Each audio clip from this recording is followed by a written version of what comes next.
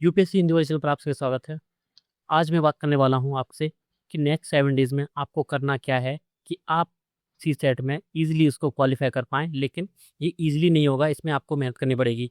तो मैं बड़े ही सरल शब्दों में और आसान भाषा में मैं आपको पूरी समझाने की कोशिश करूँगा कि आपको करना क्या है।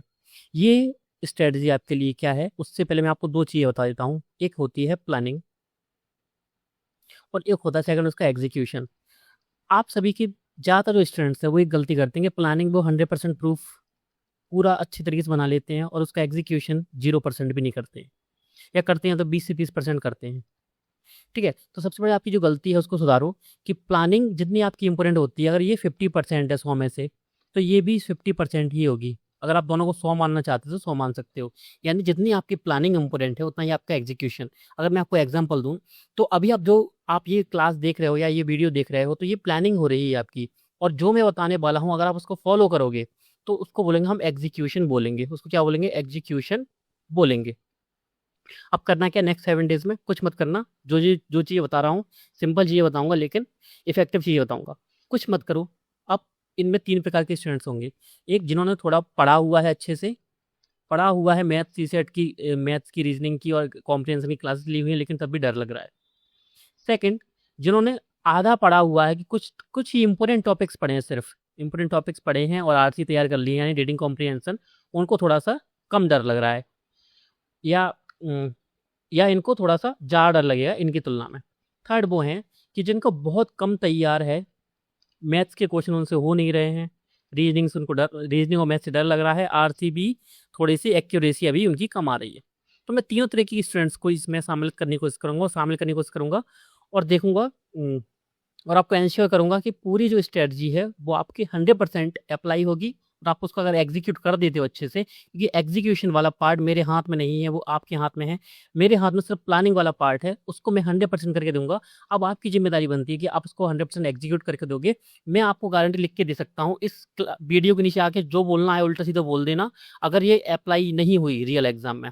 मैं इस वीडियो में आपको 2 चीज़ें बताने वाला हूँ। एक है कि नेक्स्ट आपको 7 डेज में करना क्या है। सेकंड, और आपकी एग्जाम हॉल की स्ट्रेटजी क्या होना चाहिए, आप एग्जाम हॉल में पेपर को कैसे सॉल्व करेंगे। तो फर्स्ट है मेरा, सबसे पहले आपको मैथ्स, जिनको मैथ्स टफ लगता है, और रीजनिंग, सबको रीजनिंग तो ऐसा नहीं है कि रीजनिंग किसी को टफ लगती हो, ठीक है। तो एक चीज़ समझ के चलो, मैथ्स के आपको सभी टॉपिक्स नहीं पढ़ने हैं, सिर्फ इंपॉर्टेंट टॉपिक्स पढ़ने हैं, और रीजनिंग की सिर्फ इंपॉर्टेंट टॉपिक्स पढ़ने हैं। अब मैं बताता जाता हूँ कैसे कौन कौन से टॉपिक पढ़ने हैं और कैसे कैसे उनको पढ़ना है। सबसे पहले हम नीचे बिल्कुल स्लाइड में नीचे आते हैं सबसे पहले। हाँ, ठीक है, मैंने पूरा एनालिसिस करके रखा हुआ है। ये पीडीएफ आप मुझसे मांग भी सकते हैं, मैं आपको दे दूंगा।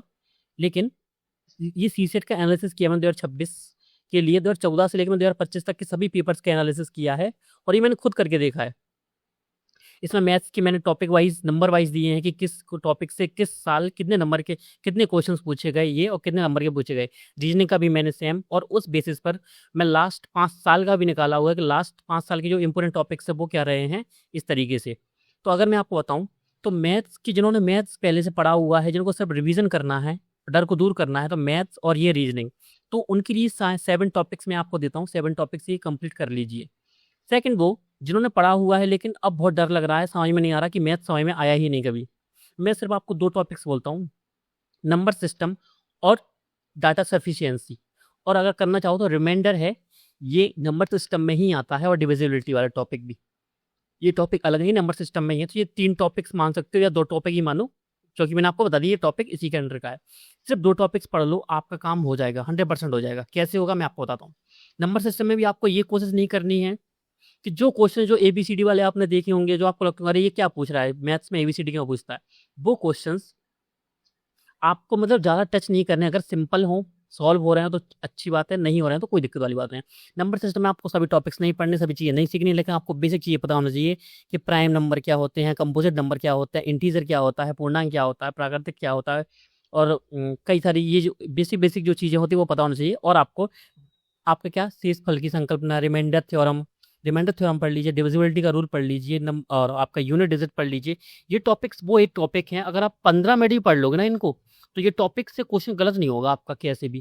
कि यूनिट डिजिट पढ़ लिया, यूनिट डिजिट का मतलब ये होता है कि सिर्फ यूनिट डिजिट ही देखना पड़ता है।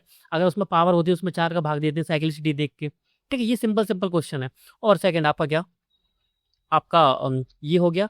उसमें आप रिमाइंडर देख लीजिए, रिमाइंडर कैसे निकालना है। Unit digit, number of zeros, number of zero, यानी नंबर सिस्टम भी मैं ये नहीं बोल रहा हूँ कि आप उसको पूरा पढ़ो, बहुत अच्छे तरीके से पढ़ो, लेकिन उसमें भी जो सब टॉपिक्स हैं इनको तो आपको पढ़ना पड़ेगा। अब मैंने क्यों बताया इनको, क्योंकि आपको 3 से 4 क्वेश्चन अगर ऐसे मिल गए तो आपका काम हो गया। ये आपको करना है, कितने टॉपिक्स करने हैं, number system, data sufficiency, divisibility and reminder. लिख के रख लीजिए। प्लानिंग जरूरी है लेकिन एग्जीक्यूशन इंपॉर्टेंट है। एग्जीक्यूशन आप इस क्लास के बाद करोगे, लेकिन प्लानिंग आपको अभी करनी है। तो 7 टॉपिक्स देता हूँ रीजनिंग के, ये 7 टॉपिक्स आप 7 के 7 करो। इसमें कुछ भी मत छोड़ना। क्यों करना? अरे सर सभी एक साथ हो सकते हैं। मैं आपसे बोलता हूँ 3 से 4 घंटे दे दीजिए बस। अगर समझ में नहीं आ रहा तो क्लास ले लीजिए, 1.5x की स्पीड में क्लास देख लीजिएगा किसी भी टीचर की, सर्च करके रैंकिंग ऑन ऑर्डर में। तो सिर्फ इंपोर्टेंट टॉपिक्स है वो 7 टॉपिक्स हैं। 3 से 4 घंटे में ये टॉपिक्स प्रिपेयर किए जा सकते हैं। लेकिन मैंने क्या बोला है, प्रिपरेशन बात अलग होती है, और अगर आपने इनकी प्रैक्टिस नहीं की तो समझिए ये काम कुछ नहीं हुआ। अब इनकी प्रैक्टिस कैसे करोगे?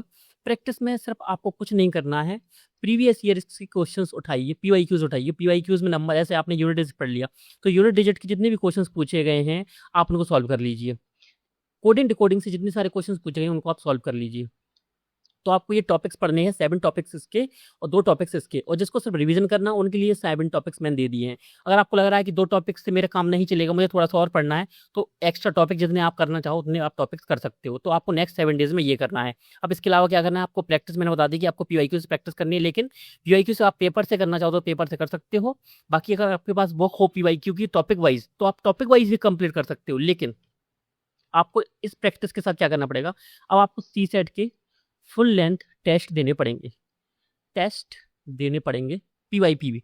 पीवाईपी में क्यों बोला, प्रीवियस ईयर पेपर्स, किसके? यूपीएससी के खुद के। मिनिमम 2025 से लेके 2020 तक के सभी आपको पेपर देना है उसी टाइम पे, 2:30 बजे से लेके 4:30 बजे तक। ये टाइम आपके पास कम है, 7 डेज। अब आप बोलोगे कि सर टाइम कम है, डेली दीजिए। रिमेनिंग टाइमिंग है, रिमेनिंग जो टाइम है उसमें आप रिवीजन कीजिए। वो बहुत टाइम होता है आपके पास, 12-13 घंटे निकालिए, 14 घंटे निकालिए, 15 घंटे पढ़िए, कुछ भी कीजिए, उसको आपको पढ़ना है और पेपर लगाना है। फिर देखना है कौन से आपने सिंपल क्वेश्चंस गलत किए। आपको टफ क्वेश्चन से तो बोलना ही नहीं है, भले वो पीवाईक्यू पूछे गए हैं, आपको टफ से बोलना ही नहीं है, सिंपल क्वेश्चंस देखने हैं। जो टॉपिक्स आपने पढ़े, जो टॉपिक्स मैंने बनाए हैं, अगर उनसे क्वेश्चन अगर आपका गलत हुआ तो उसको देखना कि मेरा गलत क्यों होगा, मुझे क्या क्या इसमें चीज़ें अपनाना है। तो आपको टेस्ट लगाना है ऐसे, कभी भी लगा सकते हो, अल्टरनेट डेज पे लगा सकते हो, जैसे कल टेस्ट लगाया, परसों का ब्रेक लिया, फिर उसके एक दिन बाद टेस्ट लगाया, ऐसे आप टेस्ट लगा सकते हो, लेकिन टाइमिंग आपकी वही रहेगी। मैं गारंटी देता हूँ ये चीज़ करने से आपके कम से कम 5 से 10 मार्क्स आपके एक्स्ट्रा ऐड हो जाएंगे ये काम करने से। ठीक है, तो ये काम करने से ऐड हो जाएंगे। अब मैं आपको और चीज़ बताऊँ तो वो ये है कि इसके अलावा क्या करना है। इसके अलावा कुछ नहीं, आपने टॉपिक वाइज, मैंने आपको टॉपिक वाइज रिवीजन कर, टॉपिक वाइज प्रैक्टिस करनी है। सिंपल सा जो आप टॉपिक्स पढ़ोगे उनके, अगर आपने पहले से पढ़े हुए हैं टॉपिक्स, पहली बार क्लास लेके पढ़ोगे वो टॉपिक्स, कैसे भी कर रहे हो आप, तो 2 से 3 पेज में नोट्स बनाइए। जितने भी आपने टॉपिक्स पढ़े सिर्फ 2 से 3 पेज में। जैसे नंबर ऑफ जीरोज हैं, नंबर ऑफ जीरो, इसका नोट्स क्या बनेगा, जहाँ पे 2 मिल जाएगा, 5 मिल जाएगा, वहाँ पे हमारा 1 जीरो बन जाता है। सिंपल सा, मतलब सिर्फ समझने के लिए कि आप खुद समझ जाओ कभी भी नोट्स को पढ़ के। तो 3 से 4 पेज का नोट्स का रिविजन आप पर डे कीजिए। ठीक है, इसका भी रिविजन करना है। मैथ रीजनिंग मैंने आपको बता दिया। आरसी के लिए क्या करना है, आरसी के लिए उससे बेस्ट क्लास आपको कहीं नहीं मिलेगी। मैंने आरसी पूरा समझाया है कि कैसे ट्रिक्स काम करती हैं, कैसे उसको एग्जीक्यूट करते हैं, मैंने पेपर के थ्रू समझाया हुआ है पूरा। जाके डिस्क्रिप्शन में देख लो, मैंने 2024 समझाया हुआ पूरा, 2023 समझाया हुआ है, 2022 समझाया हुआ है, पूरा पेपर समझाया हुआ है कैसे उसको सॉल्व करना है। और उसमें मैंने आरसी का रूल्स ही बताए हैं कि आरसी में कौन से रूल आपको अप्लाई करने हैं, किन किन ट्रिक्स को आपको अप्लाई करना है, ये सभी चीज़ें मैंने आपको बताई हैं। तो ये बात हुई हमारी 7 डेज। आपको नेक्स्ट 7 डेज करना क्या है, अगर आपने इनमें से काम नहीं किया, मैंने क्या बोला, एग्जीक्यूशन इंपोर्टेंट है प्लानिंग के साथ ही। ठीक है, तो प्लानिंग जितनी इंपोर्टेंट है जो मैंने आपको बताई, ये 100% इंपोर्टेंट है और 100% आपकी वर्क करने वाली है। मैं गारंटी देता हूँ, पेपर में ना काम करे ना तो मुझसे बोलना, आगे बोलना कि कुछ काम की नहीं है, मैं डिलीट कर दूंगा इस क्लास को। ठीक है, मैं सच बोल रहा हूँ, डिलीट कर दूंगा मैं इस क्लास को पूरा, जो मैंने सीसेट वगैरह पढ़ाया होगा मैं खत्म कर दूंगा पूरा। लेकिन 100% आपकी तरफ से एग्जीक्यूशन होना चाहिए। ऐसा नहीं कि खुद ने 20% एग्जीक्यूशन किया फिर आगे मुझसे बोलो सर कुछ काम नहीं किया। एग्जीक्यूशन इंपोर्टेंट है, जो बोला है वो करो। और क्या सर इतना टाइम तो है ही नहीं, मैं बोल रहा हूँ, आप मान लो आज का दिन जब आप ये क्लास को देख रहे हो, अगर आज से भी, आज अब 5 से नेक्स्ट के 5 से 10 घंटे अगर आपने सिर्फ सीसेट को दे दिया ना, डेली आपको 2 से 3 घंटे देने पड़ेंगे इसके बाद। या ऐसा नियम करो अपना कि इवनिंग में 6 बजे के बाद, 6 से बाद जो भी मैं पढ़ूंगा उसमें सिर्फ मैं करंट अफेयर्स ऐड ऑन कर दूंगा साथ में, लेकिन फिर मैं सीसेट, सिर्फ सीसेट को पढ़ूंगा। जीएस मेरे दिन के लिए है, जीएस मेरे दिन के लिए है। अब एग्जाम हॉल स्ट्रेटजी क्या होती है, इसको हम क्या समझते हैं? हाइब्रिड स्विच रणनीति 100% मेरे द्वारा बनाई गई है। आपको यूट्यूब पर कहीं भी ये स्ट्रेटजी देखने को मिलेगी ही नहीं, क्योंकि ये मेरे ही द्वारा बनाई गई है, तो टेंशन लेने वाली बात है नहीं। लेकिन मेरे द्वारा बनाई गई है तो इसमें डर भी है कि अप्लाई होगी या नहीं होगी। मैं आपको थोड़ा सा टेक्निकली समझाऊंगा और समझाऊंगा साइंटिफिक टेम्परामेंट से कि काम क्यों करती है। हर चीज़ के पीछे मैं आपको कारण दूंगा, उसके पीछे लॉजिक दूंगा कि ऐसा क्यों होता है। सबसे पहले पेपर स्टार्ट होता है, आप सभी को बेसिक नॉलेज होगी कि 2 घंटे का आपका पेपर होता है, उसमें 80 क्वेश्चंस होते हैं, और आप अगर एवरेज निकाल के देखो तो 27 क्वेश्चंस आपको सही करना होता है, यानी 60.66 या 67। ठीक है, इतने आपको क्वेश्चन सही करने हैं।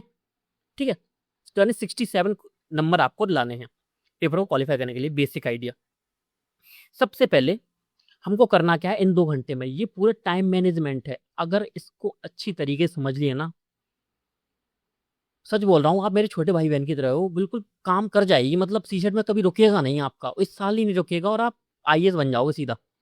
मतलब ये तो हो सकता है कि आप, मैं एक्स्ट्रा मोटिवेशन दे रहा हूँ आईएएस बनने के लिए, मतलब कुछ भी हो, प्रीलिम्स आपका हो जाएगा, टेंशन मत लो। जीएस का मैं अलग बात करता हूँ हर बार, लेकिन मैं सीसेट की बात कर रहा हूँ। सबसे पहले क्या करोगे, आप प्रश्नों का वर्गीकरण करोगे। वर्गीकरण कैसे करोगे? टाइम मैनेजमेंट में सबसे स्टार्टिंग में आपको करना क्या है, आपको पेपर को 3 श्रेणियों में बांटना है। सबसे इजी क्वेश्चंस, थोड़े से टफ, और बहुत ज़्यादा टफ। ठीक है, अब इसमें भी करना क्या है, शुरुआती 5 मिनट की क्या होगी, फिल्टरिंग क्या होगी। फिल्टरिंग बहुत ज़्यादा इंपॉर्टेंट कीवर्ड है, आप इसको नोट डाउन कर लीजिए। अभी हाथ में कॉपी पेन नहीं है तो सबसे बड़ी गलती आपकी है। ठीक है, करना क्या है फिल्टरिंग, आप सिर्फ 5 मिनट दीजिए। जब भी आपका एग्जाम स्टार्ट होता है, सभी स्टूडेंट्स क्या करते हैं, एक तरफ से आरसी सॉल्व करना स्टार्ट कर देंगे, कोई मैथ से स्टार्ट करेगा, कोई रीजनिंग से स्टार्ट करेगा। कुछ मत करो, 5 मिनट सिर्फ फिल्टरिंग करो। फिल्टरिंग का मतलब क्या होता है, पूरा पेपर देखो, 80 के 80 क्वेश्चन।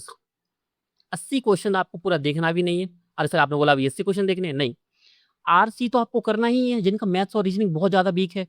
आरसी तो आपको मजबूरी में करना है ना, कि मजबूरी का नाम महात्मा गांधी। तो आरसी की 27 एवरेज आता है, जो इस बार 29 आया था। 29, 27 हो, 30 क्वेश्चन हो, उनको आप अलग रख दीजिए, क्योंकि उनको सॉल्व करना ही है। आपको सिर्फ मैथ्स और रीजनिंग, यानी आरसी के अलावा जितने भी क्वेश्चन आए सिर्फ उनको देखना, बहुत जल्दी जल्दी देखना है।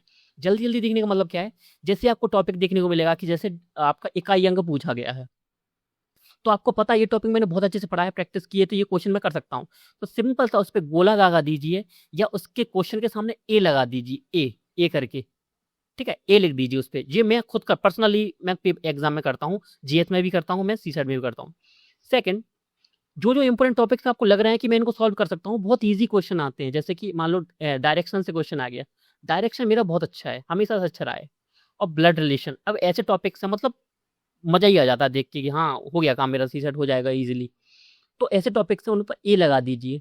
कुछ क्वेश्चन ऐसे लगते हैं आपको कि हाँ आप कर लोगे, कोई आपको फॉर्मूला अभी याद भले नहीं आ रहा है, लेकिन आप उसमें कुछ ट्रिक्स वगैरह लगा के, कुछ अप्लाई करके, थोड़ा सा टाइम जरूर लगेगा, लेकिन आप उसको सॉल्व कर ले जाओगे। लेकिन ये है कि वो इजी नहीं बोल सकते, लेकिन उनको टफ भी नहीं बोल सकते, तो उन पे बी लगा दो। और ऐसे क्वेश्चन जिन जिन टॉपिक्स को आपने पढ़ा ही नहीं है, जैसे मान लो परम्यूटेशन कॉम्बिनेशन आपने नहीं पढ़ा है, तो आप उनको सॉल्व नहीं कर सकते। तो फालतू टाइम वेस्ट करने से मतलब क्या है, आप उस पर सी लगा दो। ठीक है, सी लिख दो। लेकिन आपको पहचान आना चाहिए। आइडेंटिफाई कैसे कर पाओगे, जब जो 7 डेज का मैंने आपको काम दिया है, जब आप 7 डे बुक एग्जीक्यूशन करोगे, तब आप एग्जाम हॉल में ये काम कर जाओगे। और मैं गारंटी देता हूँ ये काम 5 मिनट से ज़्यादा जाएगा ही नहीं। लेकिन ये डायरेक्ट एग्जाम में अप्लाई करना है नहीं, डायरेक्ट एग्जाम में अप्लाई नहीं करना है। सिंपल सा, इनको जो आप 5 पेपर लगाने वाले हो, उन 5 पेपर में आपको अप्लाई करना है। हर पेपर में गारंटी देता हूँ आपकी जो मार्क्स हैं वो जरूर बढ़ेंगे। स्टार्टिंग 5 मिनट में आपने क्या कर लिया, फिल्टरिंग कर लिया। फिल्टरिंग में आपने ए लगा लिया, बी लगा लिया, सी लगा लिया। सी वालों को टच नहीं करना है। अब इनको टच हम कब करेंगे, इनको वो भी मैं बताऊंगा। 5 मिनट में हमने क्या देखा, लो हैंगिंग फ्रूट्स देख लिए हैं, यानी जो नीचे लटकते हुए फ्रूट्स उनको हम पढ़ेंगे, यानी उनको हम सॉल्व करेंगे। अब मेरा तो सबसे इंपॉर्टेंट है वो आरसी है। आरसी का क्या करना है सर, आरसी मैंने आपको बता दिया है कि मेरी क्लासेस के थ्रू पढ़ लो, कुछ नहीं बचेगा, खत्म कर दोगे, आप दुनिया में आग लगा दोगे। अब आपके पास टाइम कितना बचता है, आपके पास टाइम बचता है 1 घंटा 55 मिनट। अब आपको लगेगा सर पास वाले स्टूडेंट्स ने तो 2 से 3 क्वेश्चन सॉल्व कर लिए, मेरा तो कुछ ही नहीं हुआ। मैं आपसे बोल रहा हूँ कि आप उस स्टूडेंट वो भले ही रह जाएगा, आपका क्वालिफाई जरूर हो जाएगा। कैसे? वर्स्ट ट्रेनिंग जैसी होगी आपकी। आपको क्या चाहिए? एकाग्रता चाहिए, तो क्या करोगे आप इसको स्लॉट्स में बांटोगे। कितने स्लॉट्स में? 3 स्लॉट्स में। कि सिंपल क्या करोगे, फर्स्ट स्टार्ट करोगे आरसी से। कभी भी आरसी को लास्ट में मत करना, ये नोट डाउन करो इस चीज को। आरसी को लास्ट में करोगे। आरसी के लिए आपको माइंड बहुत चलाना पड़ता है। मैथ रीजनिंग में इतना माइंड ज़्यादा नहीं चलाना पड़ता, क्योंकि फॉर्मूला लग गया। यूनिट डिजिट में हमको पता है कि इसका पावर में 4 का भाग दे दो, ये हो जाएगा। लेकिन उसमें हमको पढ़ना पड़ता है, सोचना पड़ता है, एनालिसिस करना पड़ता है। तो आरसी से हम स्टार्टिंग करेंगे। 10 आरसी करो, 20 मिनट्स मैक्सिमम लगेंगे। लगते तो वैसे कितने हैं? 15 मिनट लगते हैं, लेकिन मैं आपको 5 मिनट यहाँ पे एक्स्ट्रा दिए हैं, ठीक है। लेकिन मैंने आपको दे दिया ना 20 मिनट, तो 20 मिनट हो जाती हैं। और जो मैंने आपको सिखाया है ना क्लासेस के थ्रू, आप 20 मिनट क्या 15 मिनट में ही कर लोगे। लेकिन मैंने आपको 20 मिनट तब भी दे दिए। अब 10 जब आप आरजी करते हो ना, रियल एग्जाम में मेरे साथ भी होता है, मतलब मेरा माइंड बहुत स्लो चलने लगता है। तो और उसकी वजह से 1-2 आरसी गलत भी हो जाती थी मेरी। फर्स्ट एग्जाम मेरे में यही हुआ था। टाइम माइंड स्लो चलने लगता है और एकाग्रता नहीं रहती। पढ़ते पढ़ते समझ में नहीं आता क्या पढ़ रहा हूँ। 1 मिनट का ब्रेक लो फुल। हाथ में घड़ी है, उसको देखो, 1 मिनट का ब्रेक लो, पूरा आंखें बंद कर लो, उसका हेड डाउन कर लो टेबल पर। 1 मिनट जैसे खत्म होता है, आओ जो हमने ए क्या किए था, ए टिक किए थे, यानी जो सिंपल क्वेश्चंस थे, भले वो मैथ्स के हो भले वो रीजनिंग के हो, जैसे यूनिट डिजिट है, नंबर ऑफ जीरोज हैं, डिविजिबिलिटी का रूल है, आपका डायरेक्शन का है, पजल है, आपका कोडिंग डिकोडिंग है, ऐसे क्वेश्चंस सिर्फ 5 क्वेश्चंस करने हैं। ये 5 क्वेश्चंस में आपको सिर्फ सिंगल 1 मिनट लगेगा बस, क्योंकि बहुत सिंपल है। 4 का भाग दिया, जो आंसर है उसका निकाल दीजिए, आ गया आंसर। सिर्फ 1-1 मिनट वाला खेल है यहाँ पे। तो 20 मिनट आपके आरसी में, 1 मिनट का आपने ब्रेक लिया, 5 क्वेश्चंस में आपको 5 मिनट लगे, क्योंकि बहुत सिंपल क्वेश्चन है। मैं ये नहीं बोल रहा कि बहुत टफ, सबसे सिंपल क्वेश्चन पेपर में होंगे वो 1 मिनट से अंदर ही होते हैं। 30 सेकंड के क्वेश्चन होते हैं वैसे। एसएससी में इनको 10 सेकंड में करते हैं, मैंने आपको 1 मिनट का टाइम दे दिया पूरा। एसएससी में ये सिर्फ 10 सेकंड के होते हैं बस। लेकिन आप यूपीएससी हो, आप इतना मैथ नहीं पढ़ते, तब भी मैं आपको 1 मिनट का टाइम दे रहा हूँ, यानी बहुत ज्यादा। 26 मिनट आपके हम यहाँ पे खत्म होते हैं, ठीक है। 5 मिनट हमने पहले ही खत्म कर दिए थे। सेकंड स्लॉट में आओगे, 10 आरसी फिर पढ़ोगे, 20 मिनट में 1 मिनट का ब्रेक लोगे, 5 क्वेश्चंस जो एक्स्ट्रा बचे थे वो करोगे। मैं आपको बताऊंगा इनको टिक कैसे करना है, पता कैसे लगेगा कितने क्वेश्चंस हमारे कंप्लीट हो गए। अब ये किया। सेकंड में जैसे आप थर्ड स्लॉट में आते हो कि आप 10 आरसी कर लोगे। अब हो सकता है 27 ही आरसी हो, यानी यहाँ पे आपकी 7 बचेंगी। अगर 30 आरसी आ गई तो 30 कर लो, और अगर यहाँ पे 30 की जगह 32 आ गई ना, तो इसमें 12 कर देना आरसी। यानी लास्ट स्लॉट में आपको सभी आरसी जो रिमेनिंग आरसी हैं, रीडिंग कॉम्प्रिहेंशन को कंप्लीट कर लेना है। मिनट्स उसके अकॉर्डिंग आप आइडेंटिफाई कर ही लोगे कि मैंने 10 के हिसाब से 20 मिनट दिए हैं, 1 मिनट का ब्रेक। और अभी ए लेवल वाले क्वेश्चन अगर बचे हों तो उनको करना है। अब क्या करना है, ये हमारा स्लॉट खत्म हो गया, पूरा आरसी का कंप्लीट हो गया। और पूरे हमने मैथ्स और रीजनिंग के 5 क्वेश्चन यहाँ किए, 5 क्वेश्चन यहाँ किए, और 5 क्वेश्चन हमको इसके बाद करना है। तो और कम से कम 20 से 25 क्वेश्चन आते ही हैं लो हैंगिंग वाले, यानी ए और प्लस बी मिला के बता दूं, जो आपकी डिफिकल्टी लेवल था ए और बी का, उसको मिला के 30 क्वेश्चन आते हैं। ए अकेले क्वेश्चन तो ए वाली डिफिकल्टी है, यानी सिंपल वाले जो लो हैंगिंग फ्रूट्स थे वो कम से कम 15 से ऊपर आते हैं, ठीक है। तो 15 क्वेश्चन वो हो गए। अब यहाँ पे आपको करना क्या है, सबसे पहले आपको बताऊं कि सबसे पहले मैं आपको बताऊं कि ये आपको लिखना कैसे है, कि 10 आरसी कैसे होगी, क्योंकि आप हर बार पेज पलटोगे तो टाइम वेस्ट होगा। सबसे पहले क्या करते जाओगे, जैसे ही आप एक आरसी को कंप्लीट करोगे, पेज के ऊपर लिख दोगे 1 आरसी। 1 आरसी सिंपल सा, बहुत फास्ट लिखना है कि खुद की समझ में आ जाए बस। जितने भी आप करते जाओ, हर बार आरसी सॉल्व करते जाओ, 2 आरसी उसी पेज पे लिखते जाओ।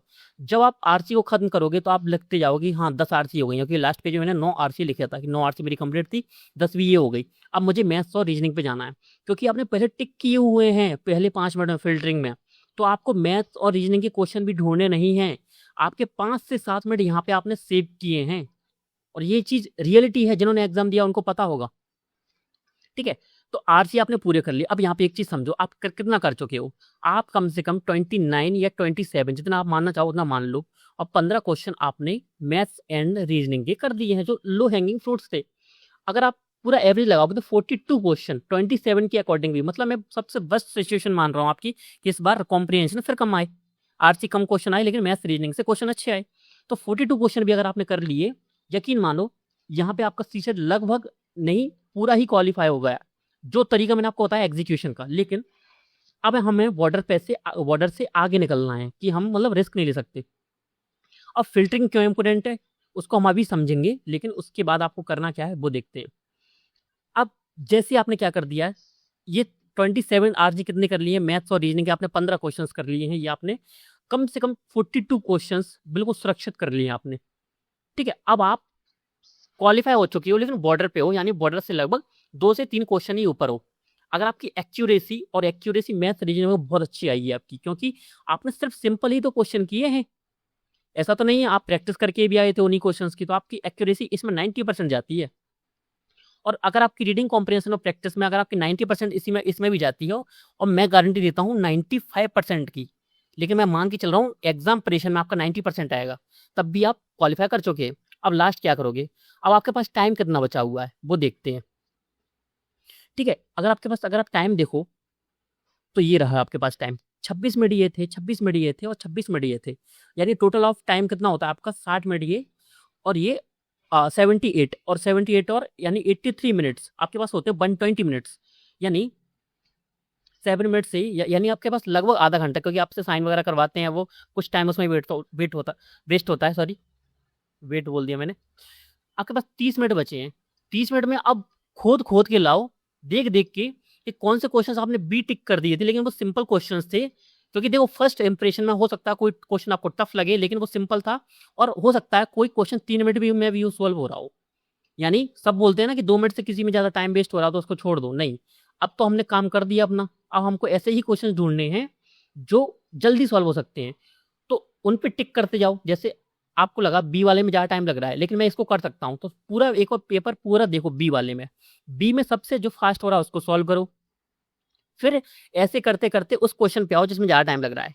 इससे आप कुछ नहीं तो 5 से 7 क्वेश्चन निकाल ले जाओगे, आधे घंटे की बात कर रहा हूँ मैं मतलब उसकी बात नहीं कर रहा हूँ 10 मिनट में आपको 5-7 करना है, आधे घंटे में 7 क्वेश्चन की बोल रहा हूँ, और 7 क्वेश्चन आपने कर दिए तो 50 आप अटेम्प्ट कर चुके हो, और 50% की अगर 80% एक्यूरेसी भी आती है, और मैं आपसे बोल रहा हूँ अगर 27 क्वेश्चन आते हैं, 27 में से अगर आपकी एक्यूरेसी इतनी आती है कि आपके 23 भी सही हो रहे हैं, 24 भी सही हो रहे हैं, यानी 2 से 3 क्वेश्चन, 4 क्वेश्चन, 5 क्वेश्चन गलत भी हो रहा है ना, तब भी आप इजिली सी सेट क्वालिफाई कर चुके हो। और अंतिम प्रहार क्या करना है आपको, रिमेनिंग क्वेश्चंस यानी जो बी लेवल के और जो सी लेवल के आपको लगा था ना कि बहुत टफ हैं, अगर बी लेवल के खत्म हो चुके हैं जो आपने बी टिक किए थे, तो सी लेवल पे जाओ, क्योंकि टाइम बचा हुआ है, कुछ ना कुछ तो करना है, लेकिन क्या नहीं करना है वो ये है, तुक्का मत मारना कभी। और एक चीज याद रखो, बहुत सारे क्वेश्चन बहुत सिंपल आते हैं, उसके लिए कोई टॉपिक पढ़ने की जरूरत नहीं पड़ती। जैसे इस साल पूछा था कि किसने चोरी की है, उसके लिए मैं कौन सा टॉपिक पढ़ूंगा, सिंपल सा। और ऐसे क्वेश्चन हर साल आते हैं, उनको आप क्या करके जाओगे PYP में, यानी प्रीवियस ईयर पेपर्स में देख के जाओगे, लास्ट के 5 से 7 साल में बहुत सारे क्वेश्चन में ना आपको मैथ्स पढ़ना ना रीजनिंग पढ़नी।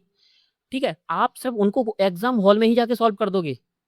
ठीक है, उसमें आपको कोई टॉपिक नहीं पढ़ना, वो क्वेश्चन आप कभी भी सॉल्व कर सकते हो बेसिक IQ के साथ। तो कम से कम 4 से 5 क्वेश्चन ऐसे होते हैं, उनको आपको छोड़ना नहीं है। अब वो क्वेश्चन कैसे होते हैं वो आपको PYQ से पता लगेगा, लेकिन मैंने आपको एक क्वेश्चन बता दिया है यहाँ पे कि कौन सा पूछा था कि चोरी किसने की है, वही वाला क्वेश्चन। अब ऐसे 3 से 4 क्वेश्चन हर बार आते हैं। अब इसमें क्या करना है, आपके लिए जो कुछ एडवाइस है, एक एडवाइस मैंने आपको दी, तुक्के मत मारना, मैथ्स और रीजनिंग में कभी तुक्के नहीं लगते। अरे सर बी अच्छा लग रहा था, बी लगा दिया, नेगेटिव में चले जाओगे, 100% नेगेटिव में जाओगे। ये GS का फंडा नहीं है, ये CSET का फंडा है, ये आपको गलती नहीं करनी है। 1 मिनट का ब्रेक जरूर लेना है। सेकंड, OMR मैनेजमेंट कैसे करना है, जब आपने क्या किया था, OMR कब भरना है, ये बहुत इंपॉर्टेंट बात थी जो मैंने पहले नहीं बताई अभी आपको जानबूझ के, मैं सिर्फ आपको समझा रहा था। जैसे आपका फर्स्ट स्लॉट खत्म होता है, फर्स्ट स्लॉट यानी आप 10 आरती कर लेते हो, 5 क्वेश्चन आप मैथ्स रीजनिंग के कर लेते हो, यानी फर्स्ट स्लॉट के बाद आपको OMR ही भरनी है। बिल्कुल कुछ मत सोचो, OMR भरनी है। 15 क्वेश्चन है, आपको 2 से 3 मिनट लगेंगे इसको भरने में बस। ठीक है, सेकंड स्लॉट के बाद फिर OMR भरनी है, थर्ड स्लॉट के बाद फिर OMR भरनी है। फिर क्या करना है, थर्ड स्लॉट के बाद जैसे ही आप थर्ड स्लॉट को खत्म करते हो, उसके बाद अगर आप एक क्वेश्चन भी, सिंगल क्वेश्चन भी अगर आप सॉल्व करते जाते हो, तो तुरंत इंस्टेंट उसको OMR में फिल करते जाओगे। लेकिन यहाँ पे एक चीज ध्यान देने वाली है कि आप उसको ध्यान से OMR में भरो, पहले आप उसको टिक कर दो कि हाँ मेरा आंसर बी ही है, उसको डबल चेक करो कि क्या रियलिटी में मैंने बी ही लगाया है, हाँ बी ही लगाया है। यहाँ पे आके देखो, हाँ बी ही टिक कर रहे हो, बी ही टिक कर रहे हो। कभी कभी क्या होता है, जल्दबाजी हमने आंसर सही निकाल दिया, हमने बी की जगह उसको गलती से सी देख लिया और हमने सी भर दिया, और बाद में आपको पता चला आके चला कि अरे उसका आंसर तो बी था, तुरंत पता चल गया विदिन 10 सेकेंड, तो दुख होता है। तो वो चीज गलती से आप बचना, जल्दबाजी मत करना। OMR मैनेजमेंट कैसे करना है मैंने आपको बता दिया। मैथ्स का A लेवल क्या करना है, स्मार्ट लॉजिक पैटर्न से होता है, कुछ नहीं। रणनीति का सार क्या है जो मैंने आपको पूरा बता दिया, याद क्या रखना है, समय कम नहीं है, गारंटी है मेरी ये, सभी को लगता होगा समय कम है, समय कम नहीं है, मैनेजमेंट इंपोर्टेंट होता है। आपकी स्ट्रेटजी स्ट्रेटजी टाइम मैनेजमेंट की कैसी है वो। और मैंने आपको जो बताया ना, मैं आपसे बोल रहा हूँ कि 10 से 15 मिनट आप बचा लोगे, 10 से 15 मिनट आपको बचा लोगे लास्ट में। तो आपको ये चीज़ें ध्यान देनी है। आपको हाइब्रिड स्विच रणनीति एबीसी मॉडल ये मैंने खुद ने बनाया है, सच बोल रहा हूँ। और फिल्टरिंग क्यों इंपॉर्टेंट है ये बताते हैं। सबसे पहले तो फियर ऑफ अननोन अननोन होता है। सबसे पहले क्या होता है, क्वेश्चन नंबर फर्स्ट आप सॉल्व कर रहे होते हैं ना, किस किस ने ये किया है टेस्ट में, आपने फील किया हुआ कि आपको लगता हो जब इस क्वेश्चन को आप सॉल्व कर रहे हो, फर्स्ट क्वेश्चन सॉल्व नहीं हुआ, सेकंड नहीं हुआ, थर्ड नहीं हुआ, अब आके जाके पैनिक होना स्टार्ट होता है और ये पैनिक आपको फेल करवा देता है। वो फेल नहीं करवाएगा पैनिक आपका माइंड। आपके माइंड को पता चलेगा कि मैं 27 आरसी तो करूंगा ही सॉल्व, 2 आरसी मेरी गलत हो जाएंगी, 5 मेरी आरसी गलत हो जाएंगी, तब भी मैं 5 से 10 क्वेश्चन तो कर दूंगा मैथ्स और रीजनिंग के, क्योंकि आप टिक कर चुके होंगे और आपको विश्वास होगा। ऐसा तो नहीं 2026 का पेपर ब्रह्मांड में मंगल ग्रह से बन के आएगा तो पूरे ही क्वेश्चन टफ होंगे, नहीं। हर साल कितना भी टफ पेपर हो, 2023 का पेपर सबसे टफ माना जाता है सीसेट का, उसमें भी कम से कम 15 क्वेश्चन ऐसे थे मैथ्स और रीजनिंग के जो आप सॉल्व कर सकते थे, और आप खुद इस पे ही मानते हो इस चीज को। मैं गारंटी देता हूँ 2026 का पेपर इतना टफ होगा ही नहीं। जाके देख लेना, पेपर के दिन मुझसे बात कर लेना, 2026 का पेपर 2024 जैसा ही होगा, 24 जैसा। 24 और 25, 23 जैसा भी नहीं हुआ। 23 का टफ था, टफ नहीं आएगा 2026 का पेपर। 2026 का पेपर सीसेट का पेपर 24 के बराबर ही रहेगा। अब 24 का लेवल क्या था जाके देख लेना। स्पीड ब्रेकर आपको पता, स्पीड ब्रेकर की पता लगेगा, जैसे आपने 5 मिनट बता लगाया तो स्पीड ब्रेकर क्या है, आप घबराओगे नहीं, गलत हो गए कोई दिक्कत ही नहीं है, हमको टच ही नहीं करना इन क्वेश्चन को, हमको टच ही नहीं करना, तो गलत की टेंशन ही नहीं है। हम करते क्या थे, पहले हम इसको सॉल्व करके देखते थे, फिर आंसर नहीं आता था तो हम डीमोटिवेट होते थे, फिर इसका आंसर नहीं आया हम डीमोटिवेट होते थे। हमको पहले ही पता है इन क्वेश्चन को टच ही नहीं करना है। फोर्थ फिफ्थ क्वेश्चन मेरे लिए तैयार बैठा है, मैं उसके लिए तैयार हूँ, उसको सॉल्व कर लूंगा। यानी आप इसका टाइम यहाँ पे सेव करते हो। स्टूडेंट्स की गलती क्या होती है, वो हर क्वेश्चन को सॉल्व करके देखते हैं, फिर देखते हैं अरे ये मुझसे सॉल्व हो रहा है कि नहीं हो रहा। और इसके अगर आप ऐसा करते हो तो रोड मैप आपको बना रहता है, कंट्रोल आपके पास रहता है। कंट्रोल यूपीएससी खुद रखता है वैसे ही, लेकिन इस स्ट्रेटजी के बाद कंट्रोल आप पर होगा।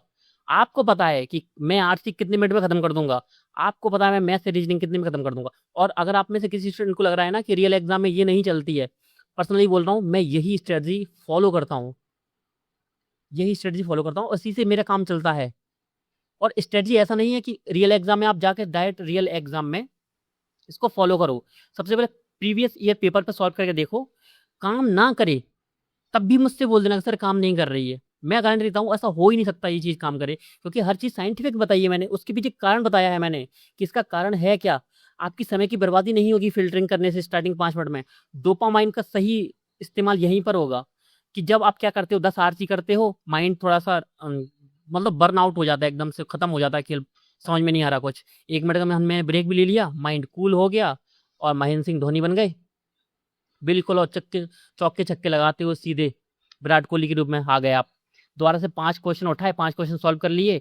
अब मैथ्स और रीजनिंग में जैसे ही आपका माइंड डाइवर्ट होता है ना, तो माइंड रिलैक्स ही फील करता है। आप एक चीज पे इंटेंसिटी लगा देते हो ना, तो माइंड जो थकान है, थकान बहुत हो जाती है।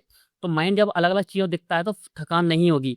5 सिंपल क्वेश्चन मैथ्स के रीजनिंग के कर लिए, 10 आरसी कर ली, फिर 10 आरसी कर ली, फिर 5 मैथ्स एंड रीजनिंग कर लिए। लेकिन तरीका आपको यही रखना है, लेकिन ये तरीका आप कम से कम 2 से लेकर 3 पेपर पर आपको अप्लाई करके देखना है। मैंने इंपोर्टेंट टॉपिक्स आपको बता दिए हैं, पूरा मेरी जो स्ट्रेटजी बनाई गई है, पूरा हर चीज़ पर एनालिसिस मैंने किया है, खुद पे अप्लाई करके देखा है। आप अप्लाई करके देखो, तभी आपकी ये काम करेगी।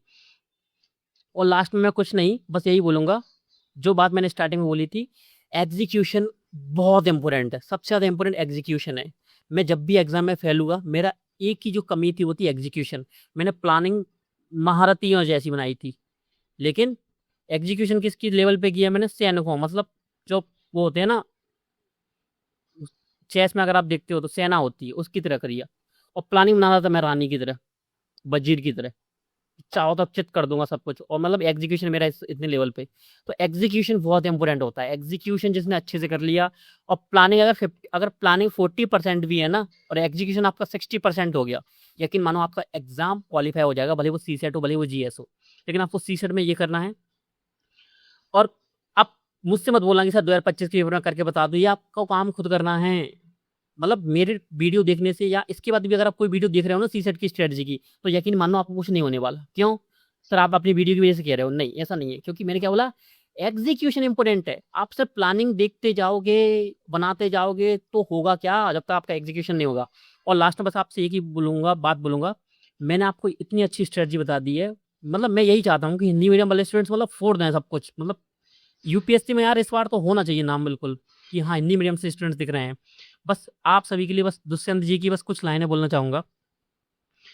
सिर्फ हंगामा खड़ा करना मेरा मकसद नहीं, सारी कोशिश है कि ये सूरत बदलनी चाहिए। मेरे सीने में नहीं तो तेरे सीने में ही सही, हो कहीं भी आग, लेकिन आग जलनी चाहिए। आप सभी को बहुत बहुत धन्यवाद। Best of luck, best of luck.